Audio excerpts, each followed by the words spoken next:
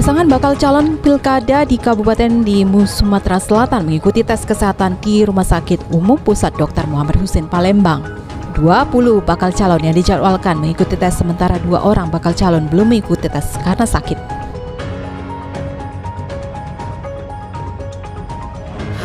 Jadi harus tetap, walaupun jumlah kursi untuk di sana sudah habis diborong, tetap harus membuka pendaftaran.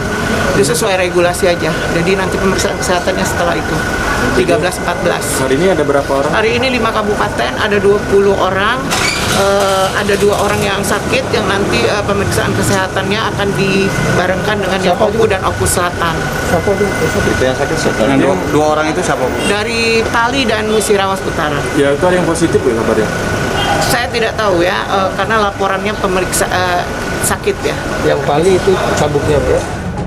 Tes kesehatan dijadwalkan selama 2 hari. Pada hari pertama, para bakal calon mengikuti tes tertulis psikologi, tes wawancara, tes urin bebas narkoba, dan tes NRPI. Hari kedua, para bakal pasangan calon akan menjalani pemeriksaan urin dan darah medis, USG, dan pemeriksaan organ tubuh. Jam 12 siang, ya, di aula atas. Ya, pesertanya ada 10 pasang yang lagi tes sekarang, nanti yang 3 pasangnya nyusul. Karena 3 pasang, yang 2 pasang berasal dari kabupaten yang calon cuma 1 pasang. Menjelang perayaan pilkada serentak di 7 Kabupaten Sumsel yang akan berlangsung pada 9 Desember mendatang, Gubernur Sumsel Herman Deru menghimbau ASN penyelenggara pemilu harus netral agar pilkada bisa berjalan sukses. Galakan adalah antara gas dan rem. Jangan kita ngegas, partisipasi masyarakat TPS turun, maka gas dan rem ini harus sesuai. Untuk ASN sendiri Bang, untuk menjelang pilkada ini Bang?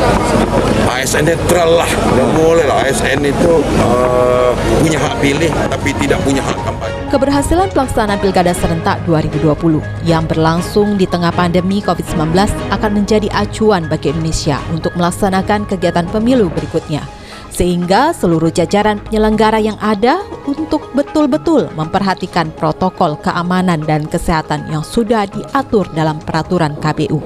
Adanya temuan pelanggaran protokol kesehatan pada periode pendaftaran peserta pada 4 hingga 6 September karena banyak pasangan calon di berbagai daerah memancing kerumunan dengan melakukan arak-arakan.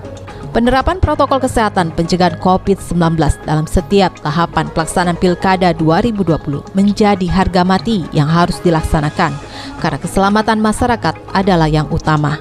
Tentu saja, terjadinya penumpukan orang dalam tahap pendaftaran itu mesti ditanggapi sebagai penggugah agar pada proses selanjutnya semua pihak yang terlibat dalam pelaksanaan pilkada kembali sadar tentang kesepakatan untuk menerapkan protokol kesehatan. Soalnya, disiplin dalam menjalankan protokol kesehatan dalam setiap kegiatan merupakan bekal utama dalam upaya menghadapi virus corona. Ini masih tahap awal, masa kampanye yang biasanya menjadi puncak keramaian dalam tahapan pilkada belum dimulai. Sehingga badan pengawas tidak bakal lebih repot di masa ini. Berbagai tokoh sangat diharapkan peran sertanya untuk mengingatkan betapa pentingnya menjaga masalah kesehatan di masa pilkada. Tahapan lanjutan di 15 Juni 2020 kita sudah menerapkan protokol kesehatan. Jadi di PKPU kita sudah diatur bahwa debat publik itu tetap bisa dilakukan di dalam gedung atau di gedung tertutup. Baik itu di lembaga-lembaga penyiaran, apakah itu di gedung RRI misalnya, TVRI atau TV atau radio swasta yang memiliki gedung yang besar, atau gedung lainnya yang maksimal masa yang datang itu 50 orang. Khusus untuk mengantisipasi permasalahan protokol kesehatan di pilkada, peran tokoh partai sangat diharapkan.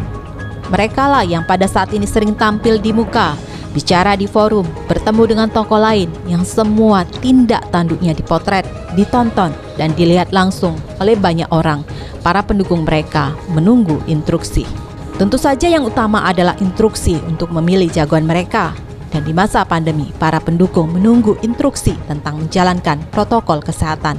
Para pendukung menanti pertanda dan simbol dari petinggi dan tokoh partai. Jika para petinggi dan tokoh partai mengabaikan protokol kesehatan, semua yang tidak diharapkan bakal terjadi. Para petinggi partai, pengurus organisasi, pendukung partai, tokoh-tokoh partai sangat diharapkan perannya untuk memahami dan menerapkan protokol kesehatan dalam kegiatan mereka sehari-hari. Mereka mestinya juga sudah hatam tentang 3M, memakai masker, mencuci tangan, dan menjauhi kerumunan. Grafiknya itu meroket ke atas. Kita sudah 3.000-an sehari, tembus 200.000. Kalau itu bisa pertengahan September ini bisa tembus 300.000 kalau tidak di Palembang. Jangan menganggap enteng, santai. COVID-nya tidak nambah banyak, testingnya berapa dulu? Berapa yang sudah dites? Kalau nggak ada yang dites, ya nggak nambah. Palembang tidak tempat Pak ya, kalau posisi nasional. Kalau kota besar memang paling riskan. Dalam hal ini tidak cukup jika mereka menyuarakan agar para pendukung menerapkan 3M. Ketika mereka tampil di muka umum maupun di tempat khusus dengan bermasker misalnya, itu adalah simbol yang akan diikuti pendukungnya. Itu sejalan dengan permintaan Presiden kepada lembaga penyelenggara pemilu seperti Komisi Pemilihan Umum, Badan Pengawasan Pemilu, pemerintah daerah, TNI Polri, lembaga penegak hukum, seluruh tokoh masyarakat, tokoh organisasi untuk aktif bersama-sama mendisiplinkan masyarakat dalam melaksanakan protokol kesehatan pencegahan COVID-19. Suara yang mengawasi pilkada di masa pandemi ini bukan hanya kalangan politik dan badan pengawas, melainkan juga Ikatan Dokter Indonesia. Peserta pemilu tentu harus lebih waspada dan dengan penuh kesadaran menjalankan kesepakatan tentang mencegah penyebaran virus corona. Mereka dicereweti oleh lebih banyak kalangan.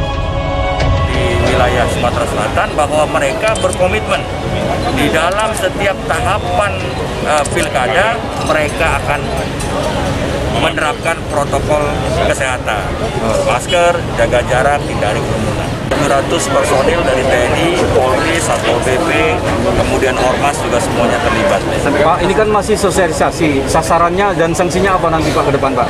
Ya, kita memang pertama kita akan sampaikan seluruh pada masyarakat manfaat. Tingkah laku mereka yang terkait dengan masalah kesehatan selama masa pemilihan ini juga menjadi cermin kebijakan mereka saat menjadi kepala daerah. Mereka yang selama masa pemilihan ini memperlihatkan sikap peduli kesehatan yang diharapkan sebagai orang yang terpilih. Soalnya, ketika mereka menjadi kepala daerah, masa pandemi belum berakhir, kebijakan dan sikap politik mereka tentang upaya menghadapi COVID-19 sangat diharapkan mendukung upaya mengatasi pandemi.